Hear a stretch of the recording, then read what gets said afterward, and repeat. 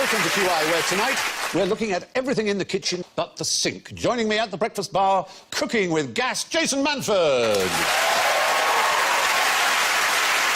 Sharp as a knife, Victoria Wood. Pointless as a spoon, Richard Osman. And I got this fork off Alan Davis.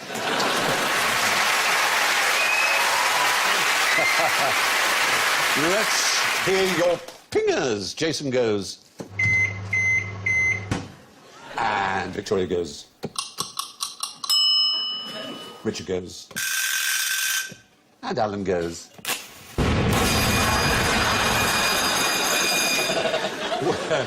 We're having a kitchen supper tonight. Which of the following do you fancy? Take me through these lovely dishes. They're all real. Is the buttock tongue Marks and Spencer's buttock tongue? It's your buttock tongue. Work on tongue. Well, I'd be careful when I say that. If you just take the last three letters off tongue, you get... Oh, so like a biltong. Biltong is right. It's a hindquarters tongue, which sounds weird, but that's what it is. Biltong. Have you ever had biltong? No, I'm a vegetarian. Ah. Meet Alan. Hold on, He's a vegetarian is too. biltong not vegetarian? No. What is it? The bottom? It's dry, with the dried hindquarters. So does it have the actual... The hindquarters, which are buttocks on an animal. But does it have the arsehole in it? Not the... That's in hot dogs. Has it got a Yeah, tube? they save that for hot dogs and pork pies. Yeah. So that's a good one. You started. Any other thoughts? Cliftico, that's on a menu in a Greek restaurant. Yes, isn't it? Cliftico, exactly, does exist. And it was originally called Kleptico, which might give you a hint. Kleptomaniacs? Kleptomaniac. Kleptos is a thief. And it was anti-Ottoman Empire bandits who lived in the hills. And they made up this dish, so it was named after them. It's a thieves' dish. It's quite elaborate for a bandit person to be doing. They were. You should see their soufflés. They were extraordinary. Actually, soufflés brings us all to nun's farts. So when you pop one, Why specifically a nun's, though? I mean... nun's farts smell like soufflé. Keep up. Just giving you that. When he gives you one, grab it. Take notice. A lot of French dishes have, or indeed European dishes, have their pumpernickel as a devil's fart. Pump, fart, nickel, old Nick. And that's a bread. So they have rude names. And there's isn't there a cheese which is a angel's tits or something like that? You can tell which ones are farting from their pained expressions. All of that's like the Castle of Dad's Army on it. I think out of them all there, I'd Which say one? she's definitely farted and the rest don't know yet. Look at the smile. Look at the smile on her face. That's a massive ball and they all just put their faces through. Nuns' farts are little balls of pastry deep fried and they puff up. Oh. They're also called whores' farts or Spanish farts in French. Pets, non. Pets is fart in French. These days they're disappointingly being renamed as nuns' puffs. Or possibly puffs, I don't know. It's hard to tell. Bishops. Bishops, yes, exactly. Treacle, anti-venereal treacle. Wouldn't want to lick it off. You're right. It sold much better than pro-venereal treacle, didn't it? That Yes. It really did. Yes, The two great treacles. The word treacle has had an interesting history. It now means... It used to mean any sort of medicine, didn't it? Or any sort of... Even without a computer in front of you, you're good. That is... have you got one hidden under there? No, I'm very impressed. You're absolutely right. A treacle was generally any kind of specific against diseases and things. Or a term of endearment. Weird. Treacle. Oh, yes, in EastEnders and that sort of thing, isn't it? All right, treacle. Right, anti-venereal treacle. That's what we call some of those characters. Auntie-venereal treacle. It's your auntie-venereal treacle. You coming for your cheek, chlamydia? There's someone in America, Veruca's quite a popular name. Really? Because of Charlie and the Chocolate Factory. They don't know. They don't call Verucas in America. Oh, so they don't know it is actually... They don't know it's an Veruca awful salt. thing. Yeah. Brilliant. I'm so pleased. They don't call chlamydia. Yes? All you need to do is put it in a popular children's book as a name. Brilliant. Before you know it, It would be one of the most popular... Barack Obama will have a daughter called. Familiar Obama. Which brings us to dog and maggot. Does it? Well, it doesn't necessarily. It sounds like rhyming slang for someone of my persuasion. Taggart. I was going to go with the ITV show Taggart. Oh, right. There's been a murder, dog and maggot. Scotsman in the mist. You see what I did there? Yeah. If I would say hard tack to you, does that mean anything? Ship's biscuits? Very good. Ship's biscuits are known as hard tack. And there's a famous scene in the battleship Potemkin. Do you remember, if you've ever seen it? No, The great I'm a Eisenstein vegetarian. movie. That's going to be an answer to a lot of questions. No, I'm a vegetarian. The Potemkin was a ship in which there was a mutiny. And there's a scene of them cracking open a ship's biscuit and the maggots. It's really horrible. And this is a British biscuit called Dog because it was the consistency of a dog biscuit. And maggot because it had maggots in it. But it was in the First World War, it was part of the ration. God, I think I'd rather eat the cutlery. That choice came up. Let's have a chew on this knife, don't worry about it. I think I'd like with a fork. You like spoon? Rather than having all the prongs and a line, why can't they be in a kind of a square shape so you've got to kind of... Do you know, hold good that idea. thought. Because we might be coming on to that later in the exam. Wow. Yes. It might come up. Sir said it wouldn't come up this term, but it might have come up. I've revised that. Yeah. Anyway, there you are. Here's some unusual cutlery. I'd like you to tell me what kind of thing you could eat with them. You've all got some, but I'll start off with the one that you mentioned there. You said with tines... you just invented that. There you A are. minute You ago. see? Isn't it incredible? You mentioned something like it. That's weird. Isn't it? It's usage. It's very, very specific. You don't actually handle it yourself because you're so high-born that somebody else feeds you using that. With what on it, though? Some sort of fruit? No. Is it a testicle? It might include a testicle. Oh. Is it a scrotum? It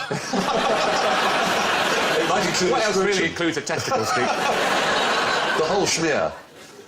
A whole mammal? Yes, a whole mammal. Let's just imagine I'm talking to one. Oh, God. A comedian?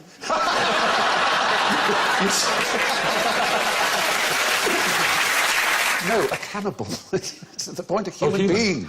Oh. Yours is a reproduction sold as a souvenir item on the island of, or islands of... White. Man.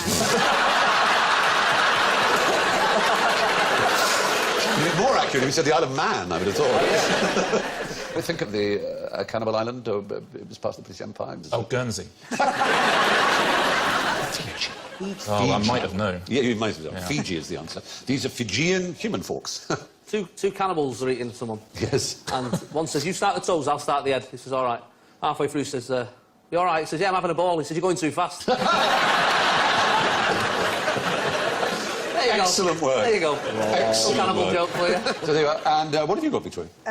This, which is a Very strange hard. If you guess that, spoon with I'll holes give you in 100 it. points if you guess what that is specifically for. Oh, it's for Cocoa Pops, so you get the milk at the bottom. It's a It chocolate would thing. work as It would. that.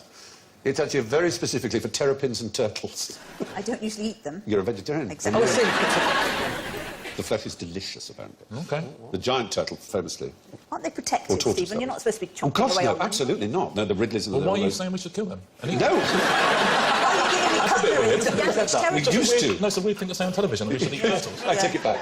No, we definitely shouldn't be killing them, obviously. But they're delicious. But there is a special piece of cutlery for them. And We apparently happen they're to have some cutlery for them, and they're Just in delicious. case. And, Jason, what have you got? Oh, now this is interesting. Don't look at your reflection in it. That clearly upsets Wasn't you. I saying if that was what was unusual? Oh my God, it's Tom Selleck. That's weird. All the people. Have a grip and a twist. Okay. Oh, Ah, it turns. It turns like that. yeah. Is it All supposed the to- way. Oh, all the way, yeah, okay. yeah. Oh, and then it just becomes like... It's broken. It's a breakable spoon. Brilliant. No, but look in the spoon end, the ladle end. It's hollow, Yeah. Oh, inside there. so you could fill it with something. A message. Hot water. Hot water. I know. Oh, I was going to say turtle blood. Oh, I see. You fill it with hot water, and it's a gravy spoon that keeps the gravy nice and warm. Stop it. like Happens, that. really. Richard? Great idea. Are we going to have anything that you can eat testicles with? They may be coming up. There we go. Yeah, no, what's that? With that.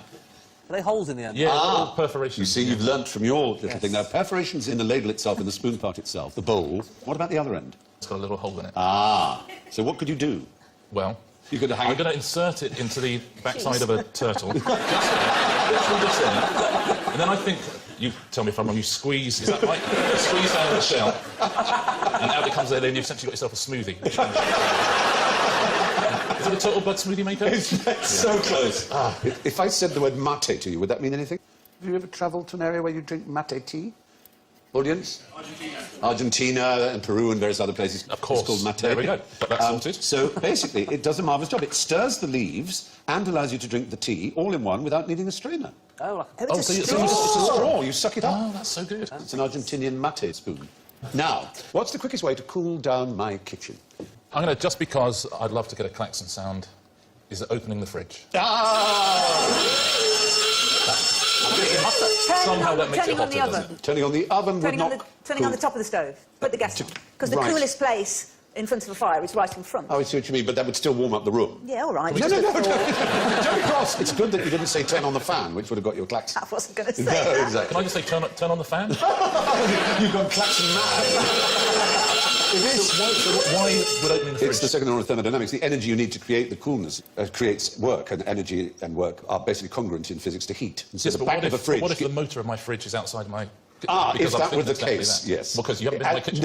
I said my kitchen, though. That was in the question. I'm so sorry. In the case of an air conditioner, of course, the back is always outside. So a fan is just... Yeah, the cooling motor air. of the fan warms the room. And what's up with them windows? Are they not open? Well, that would be a good answer. Exactly. What about opening the windows? Yes, that's fine. You might get a point for that. Why is it so hot in your kitchen? What's he been doing? What protected species have you been slaughtering? Boiling terrapins by the dozen. Open the window, Stephen. No, I like it hot and sweaty. Scraping the froth off. Don't. Where's my mate spoon? Anyway, let's move on. If you leave the fridge door open, the room will actually get warmer. Which breed of dog makes the best kebab? You need one with an opposable digit to make any kind of sound. Very good. What about a sheepdog? Whoa. I was going to say sausage dog, so I'm glad I went with that.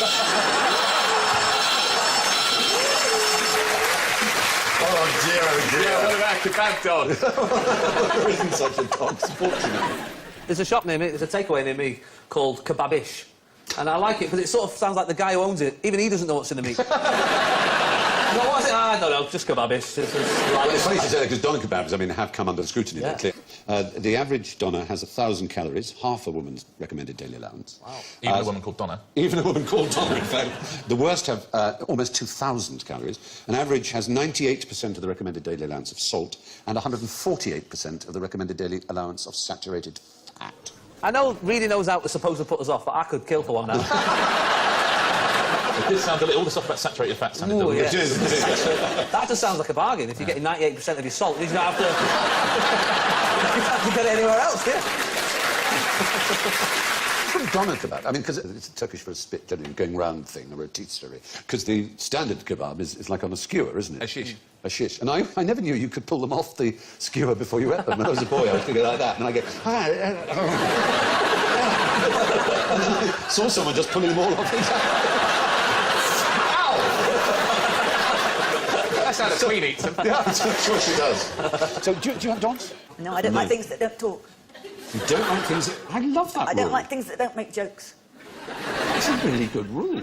It Yeah. excludes some men, obviously. Yeah, I'm just... well, because we are literally speaking about a breed of dog that has since gone out of existence. It's no longer bred and it's become extinct as a breed. But it used to talk. No, sorry. We're conflating, unfortunately, here. It was a spit dog, a turnspit dog. It was actually bred... Spit the dog. There is one. Spit the dog. It's a really I'm counting. cute... It's a cute breed. Look at it. Isn't it cute? Not cute. No, it's Weird, not. it's like a Star Wars dog. Oh, I think it looks lovely. This is a stuffed one in Abergavenny Museum, I ought to say. Taxidermist has bollocks that right up. It's stuffed with feta and vine leaves.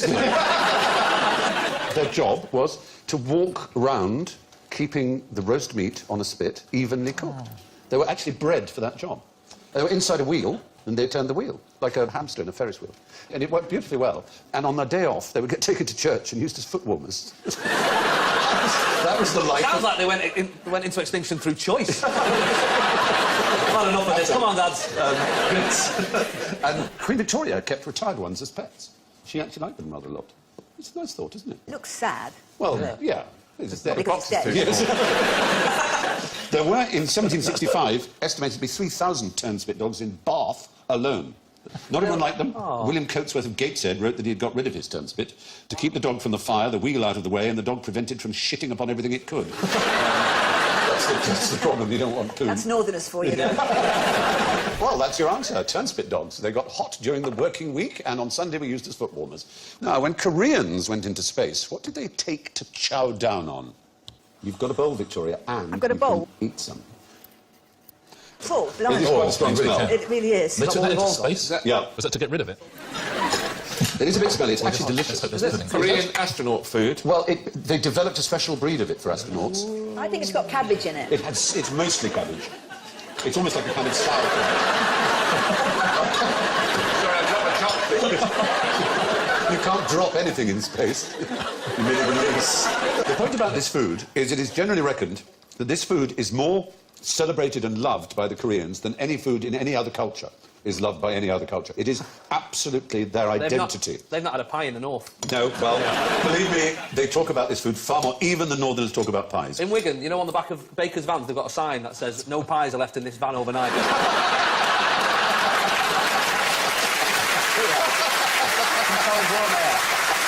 That is very good. If you can name this food, I'd be very impressed, because it really is the essence of Korea. They really are obsessed with it. Have you ever heard of it? Nope. It begins with K, which is a help. Kimchi is the right answer from the audience. Kimchi, K-I-M-C-H-I. That's bloody lovely. It is really good, isn't it? And it's very healthy. It's mostly cabbage. I'll tell you what, I'm going to Korea on holidays. Yeah. It is genuinely delicious, isn't it? It's quite piquant, it's quite hot, it's got a bit of chilli. Yeah. It's mostly radish and cabbage. It's very, very simple. But there are lots I of feel different... myself becoming more obedient. Yeah.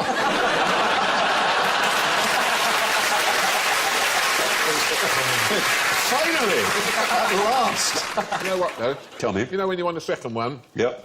You don't really. It's just... Yeah. They eat 2 million tons of this a year. Each? In South Korea. I think that would be... Even that is too much. Some make their own and bury it in a sealed jar over winter. Others have special kimchi refrigerators. When you open the door of them, they get the it is quite hot.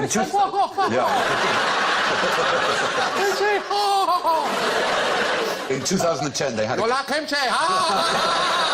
You ain't the fool! No. After man! no racial stereotyping here, then. Just cheap laugh, Stephen. That's lazy racism, and you know it. In 2010, they had a cabbage crop failure, and the price rose by 400%. Oh.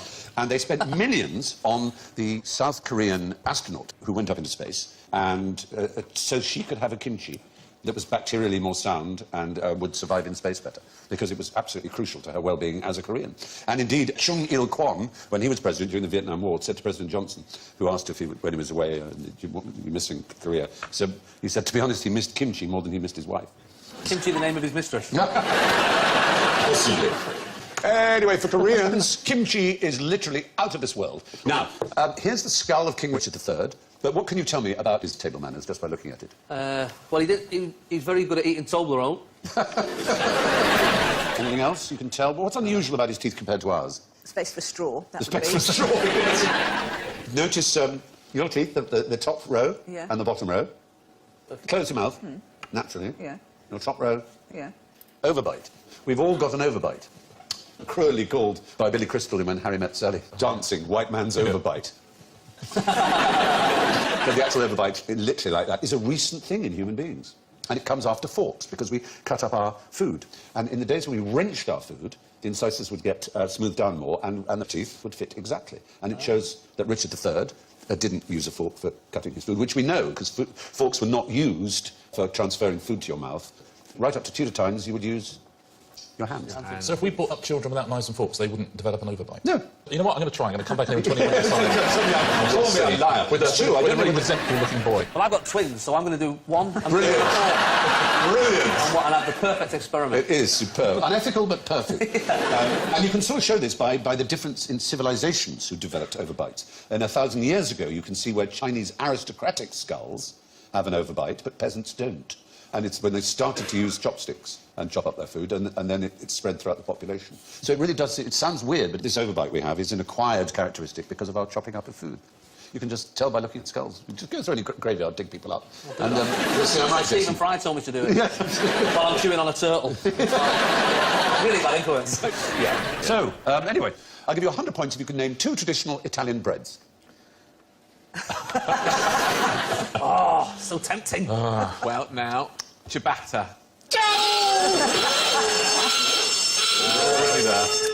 Ciabatta was invented in 1982, can you believe? It's that recent. Shut up. Yeah, Right, it was and- an Italian baker who was worried about the threat of French baguettes. And it's the Italian for, you can redeem yourself if you know. Baguette. That would be too easy. No, it's not really the shape of it. Handbag? Well, that's closer. It's- Slipper. Yes! Brilliant. It was a slipper, yes. He was Arnaldo Cavallari was his name, and he was a specific invention. He called it ciabatta polesano. Polesine is a part of northern Italy. So it really is very recent. Some people claim that it was around since the 40s, but there doesn't seem to be any proof of this. The name doesn't appear before 1982. Now, what can you see coming out of your kettle as it boils? Vapour. Is the right answer. Not steam. I wasn't going to say steam. No, as if you would. Because Just say- steam is... The stuff that comes out the kettle. Steam is invisible. It does come out of the really? kettle, but sometimes you see a gap. You know, you get a little gap, and then you see the vapour. And the gap is steam. It's an invisible gas. And as soon as it cools, even slightly, it turns to water vapour. And that's the bit you see. We call it steam, but it isn't. Steam is actually invisible. Isn't that interesting? Very interesting. Thank you. It's So I VI. tell my children not to eat their food till the steam's gone. Now what am I going to say? But, I mean, yeah, in ordinary everyday speech, things steam and steamy are, you know, manure steams and... I tell them not to eat manure. Not till the steam's gone off. I'm glad to hear it. Well, we have to end now with a knick-knack, which I sometimes end with. This is...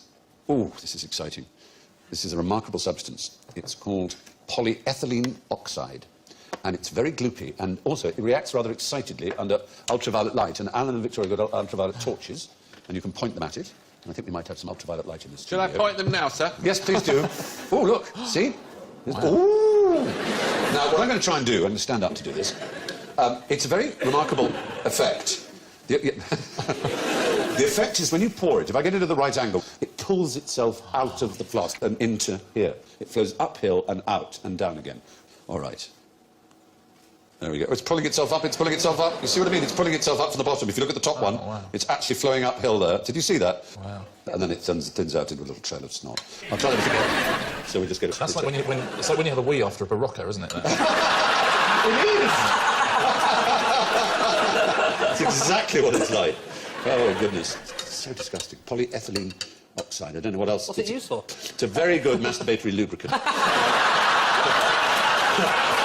Particularly in the dark. Yeah.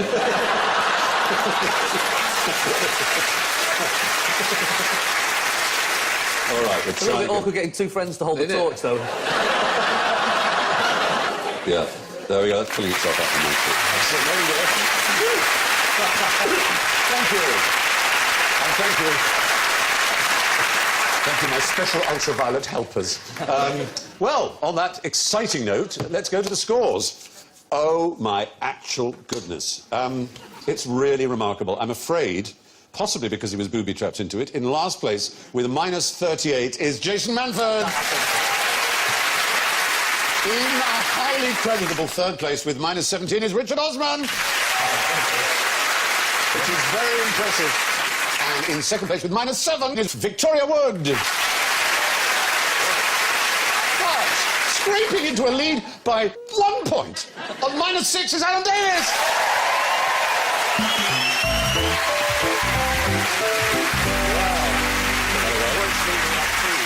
And with thanks to Victoria, Richard, Jason and Alan, it's good night. Newsnight is next from BBC Two.